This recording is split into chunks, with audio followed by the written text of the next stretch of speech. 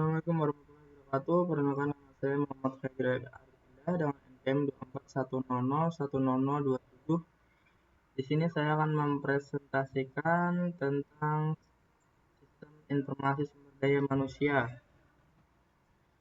Chief Information Officer atau CIO merupakan salah satu eksekutif tingkat puncak perusahaan bertanggung jawab atas salah satu area fungsional utama jasa Information Service atau ISIS.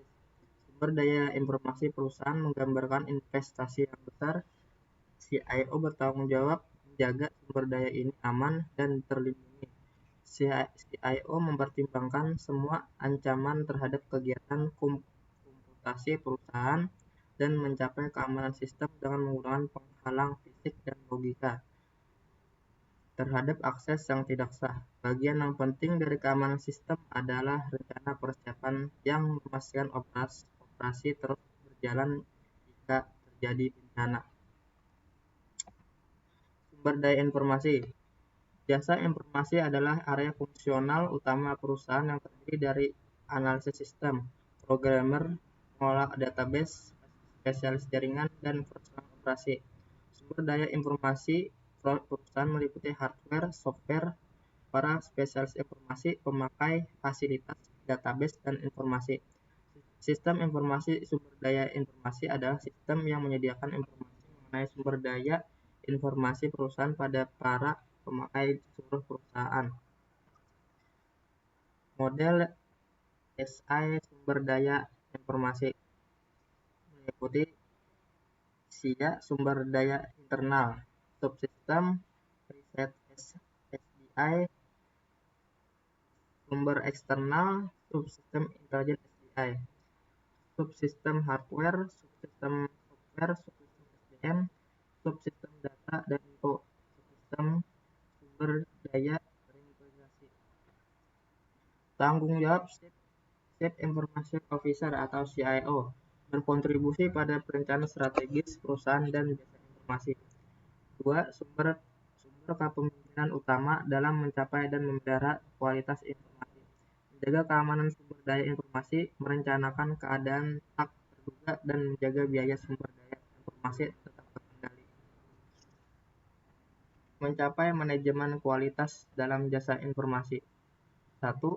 Mengidentifikasi pelanggan jasa informasi. 2. Mengidentifikasi kebutuhan kualitas pelanggan. 3. Menetapkan matriks kualitas. 4. Mendefinisikan strategi kualitas jasa informasi. 5. Menerapkan program-program kualitas jasa informasi. 6. Memantau kinerja kualitas jasa informasi.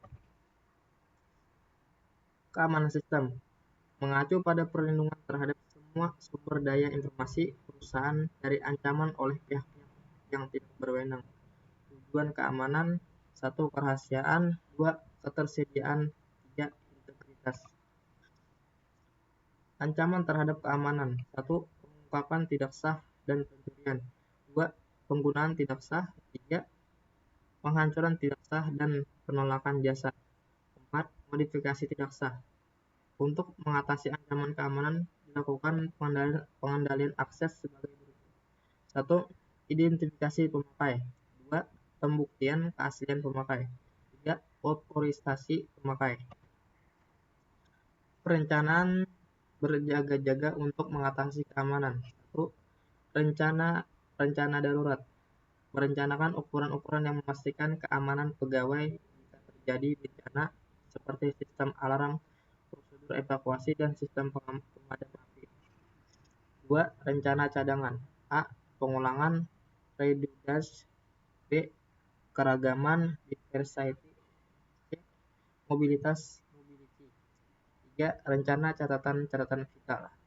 Cara mengamankan catatan vital, backup disimpan di lokasi yang jauh. Strategi pengurangan biaya manajemen informasi. 1. Konsolidasi, mengurangi jumlah sumber daya informasi yang terpisah.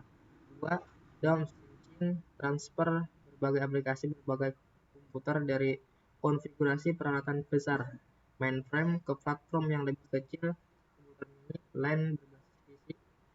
3. Smart staging, pemindahan ke sistem yang kurang mahal tetapi penuh daya. Keuntungan: 1. Pengurangan biaya. 2. User friendly. 3. Lebih cepat dalam menjalankan sistem. 4. User dapat berpartisipasi dalam basis. 5. User dapat berkomunikasi dengan staf IT dengan lebih baik. Risiko: 1. Keamanan. 2. Berkurangnya integritas. 3. Kesulitan pemulihan dari bencana. 3. Outsourcing. Mengkontrakkan keluar semua atau sebagai operasi komputer perusahaan kepada organisasi jasa di luar perusahaan. Outsourcer. Suatu perusahaan jasa komputer yang melaksanakan sebagai atau seluruh kegiatan kompetisi perusahaan pelanggan untuk periode waktu yang lama. Jasa outsourcing. 1. Entry data dan pengolahan data sederhana. 2. Kontrak pemrograman. 3. Manajemen fasilitas. 4. Integrasi sistem. 5. Dukungan operasi untuk pemeliharaan pelayanan atau pemulihan dari bencana. Keuntungan outsourcing: 1. Pengurangan biaya. 2. Dapat memperkirakan biaya masa depan. Oke, sekian, terima kasih. Wassalamualaikum warahmatullahi wabarakatuh.